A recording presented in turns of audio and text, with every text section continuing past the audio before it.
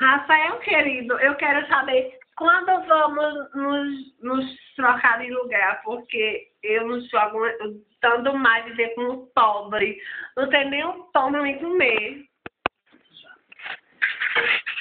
Esse número que eu não acho. Ai, Gabriel, não tenho culpa não que você está pobre. Eu já dei o dinheiro suficiente pela usurpação do meu lugar, meu perfeito. Ainda bem que eu já tenho um carro e estou mandando Matias vim pegar você. Vim me pegar porque hoje eu vou sair até a meia-noite. Vou sair até não querer mais. Ai, se não atende, deve estar com uma rapariga que não quer me atender. Desgraçado. Tá me traindo. E você, Gabriel, não faz nada pra impedir isso. Ai, Rafael, eu sou numa situação difícil. Eu preciso que me preste dinheiro. Porque nem iogurte de cada dia eu tenho pra me tomar de manhã.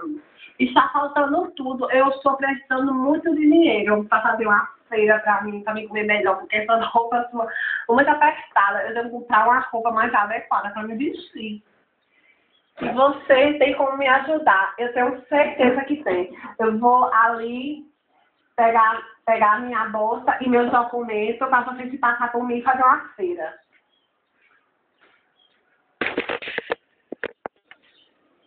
Ai, meu Deus, me poupe das suas baixarias, que tá faltando as coisas na sua casa. E vou como se fosse você. Você vai me dar sua unidade e seu cartão de crédito, porque eu vou gastar. E vou comprar a minha feira, que eu estou precisando. Tchau, Rafael. Fica aí sozinho, porque seu marido daqui a pouco chega. Ai. O que você me fez fazer, seu idiota? Quebrei minha taça, comia 3 vezes. Vem mais pra cá pra segurar. Pois eu vou embora. Você pode ir embora. O que você fez, você vai me pagar. Pode ir.